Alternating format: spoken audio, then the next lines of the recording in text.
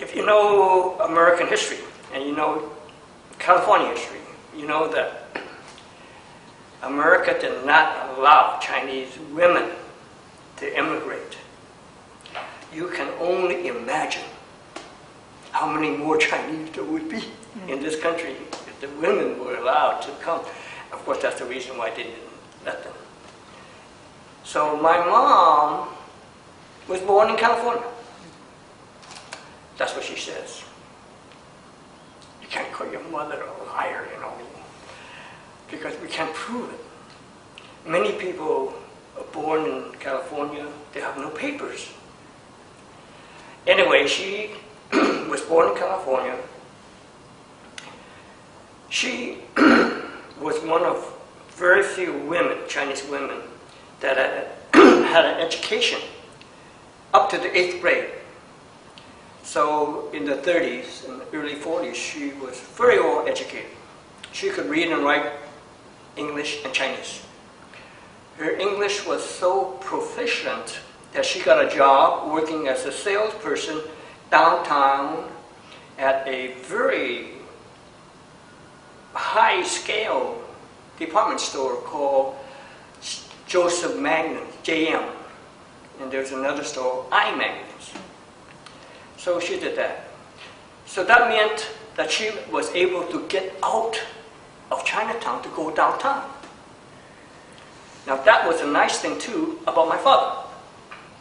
He was one of the very few men, probably the only man in Chinatown that could speak English and knew how to drive a car. So he was able to get all around San Francisco. His job was selling things like sacks of sugar, rice, cornstarch, flour, things like that that restaurants would use, and he would take them. Of course, people made fun of my father. Oh, how the hell, about 100 pounds. How can you carry it? Well, you know the story of somebody saying, well, how the hell could the Chinese build the railroad? They're so small. But they did. So my father did. And they did that because they knew how to use applied strength. You take it one step, and you make it to the car, and put it in the car and go back. So he was very able to be outside of the community. I think that I am broad-minded and knowledgeable about other people because my father brought me everywhere in San Francisco. One time he brought me to Hunters Point. Now Hunters Point, if you know San Francisco, is where many black people live. During the war, Hunters Point was a shipyard. Okay, that World War II. So he took me down to Hunters Point. And he said, Franklin, take that package and come in with me. Okay? Okay. I go in. Of course, I'm looking around, see what's going on in the store.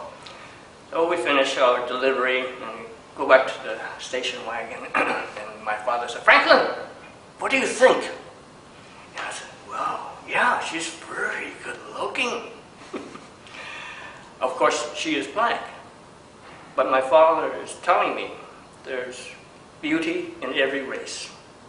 There's good and there's bad in every race. And so I think that I am a very liberal, open-minded, progressive individual because of my father's upbringing. I graduated from high school probably in 54.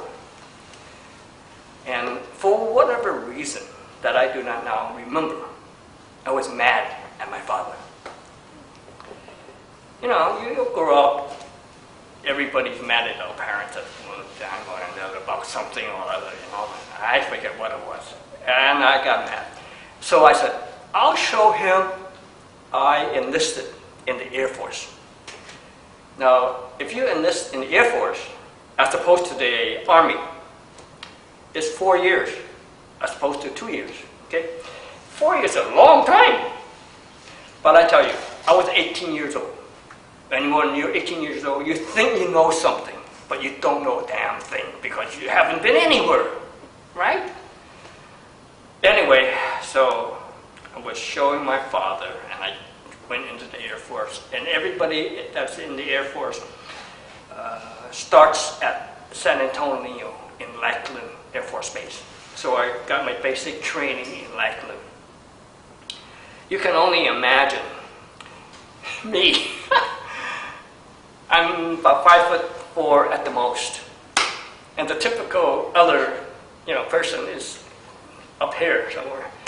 And the clothes that they gave to me, they had to tailor it half. They cut off half the everything before I could wear my uniform. Anyway, so we had an interesting time in Lackland Air Force Base. It was very hot down there too, and I remember more standing at attention, and I collapsed. Oh my gosh! Well, the person that was the instructor was okay. He was from San Francisco, and he took me up and brought me back into the barracks, and I recovered. My first assignment after basic training, they were going to send me to Turkey. So they shipped me to New Jersey, where I was going to be shipped to Turkey. And then they made a change. No, you're not going to Turkey, you're going to Morocco. Morocco is in North Africa, okay? And so, I don't know a damn thing, I went there. And I tell you, if you have never been to Morocco, it's in North Africa, you should make plans to go. And I encourage you to go to Spain first, southern Spain, okay? And then go to Morocco. Morocco to me is very much like California. If you've been to California, it's to me the same as Morocco. They grow oranges in Morocco, they grow oranges in California. They have mountains, they have water, etc. It's very similar. I enjoyed my stay in Morocco. But like everything in life, it's what you make of your situation. The people, my buddies that were there, to them, the most important thing after work was their ability to go down to the club and drink 10-cent beer. That was their idea of, heaven.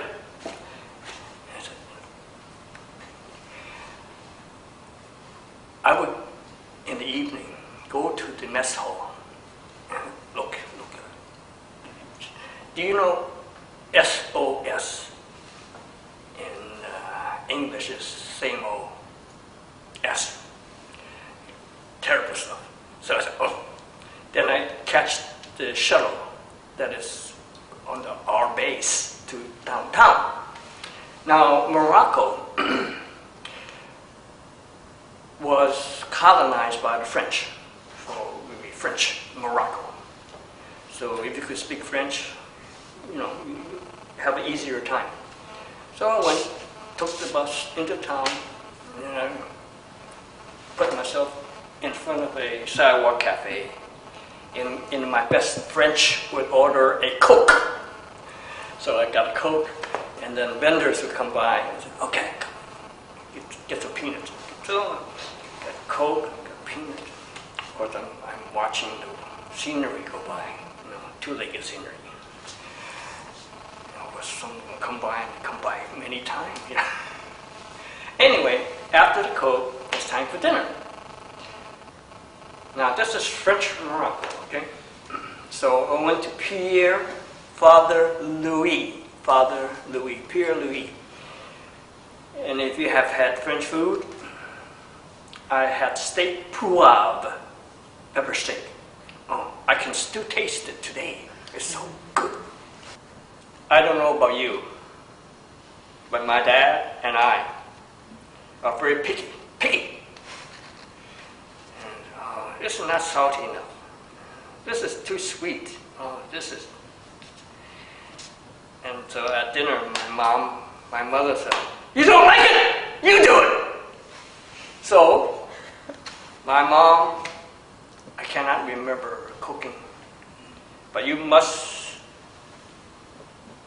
assume that any woman would have to know how to cook. So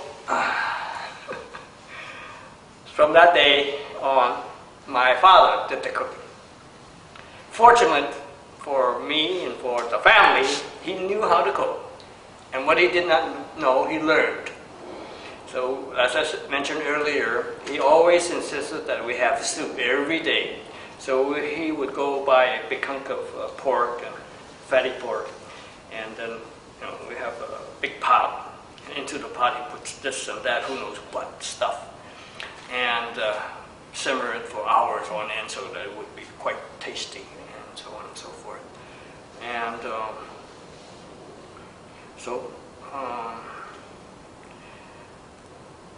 one of the most important things in Chinese cooking is you have to have a good, sharp cleaver. Not a French knife, but a cleaver. Because in China, if you want to be a chef, you have to take a year. You do nothing but cutting. Because most everything that you do for your recipes, you have to cut. Food is a very essential part of being Chinese or Asian or anything. Food. I hope you don't mind my saying this because I think it's true. For most people, getting an education is very important because once you have an education, then you get a job, a good job, a better job than if you had no education. Then after you have a job, then if you're smart, you save your money, okay? And after that, you can, have a good meal. You have money, all right? Of course, you have to know how to eat. You have to know what to eat.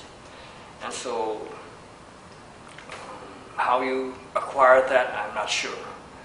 In my family, my father was a very good cook.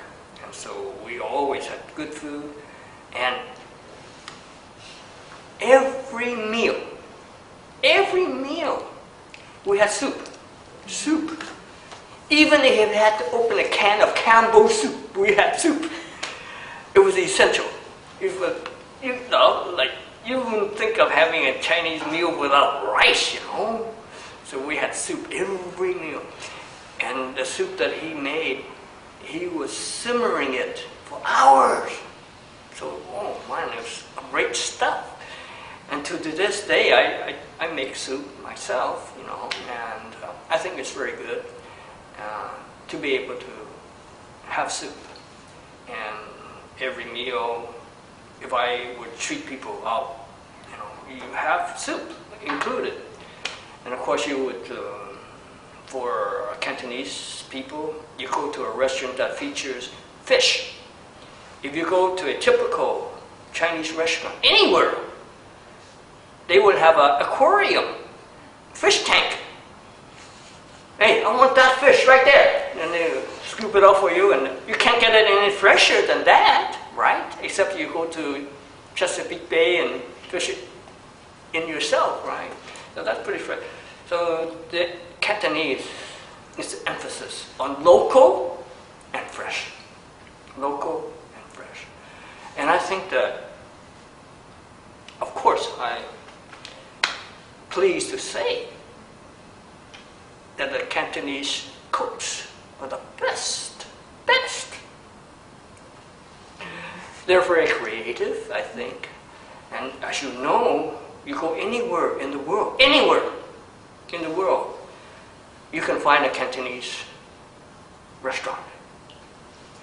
And if you are able to speak Cantonese, you should go to the kitchen and say, "Oh, are you the chef here? Oh, I just want to thank you." Yeah. And believe me, they will appreciate it because people eat the stuff that they never say thank you to the chef. Whenever I have had a big dinner, 20 people, and the meal is good, I will go into the kitchen and I take the chef out and say, ladies and gentlemen, this is the chef. And everybody would, of course, say. And of course, if I were even more thoughtful, I would bring a bottle of scotch and give it to the chef. Of course, he don't drink it, he doesn't drink it. He uses it for marinating. Yeah. So, food is very important. And Canton or Hong Kong in China is recognized as the center of the best food in China. And so we are very fortunate that the Cantonese are the ones that initially emigrated to the whole world. I've been to Puerto Rico and had Cantonese food. And I went into the kitchen and introduced myself. And he could speak Cantonese, of course. So we talked, and he was happy that, hey, you got a Cantonese speaker. Wow. And so the world is very blessed that the Cantonese were the first to migrate. Now, you have people from Sichuan, Hunan, Shanghai, and Beijing, and they have their food. As you know, Sichuan and Hunan is much spicier, hot. Oh, it's hot.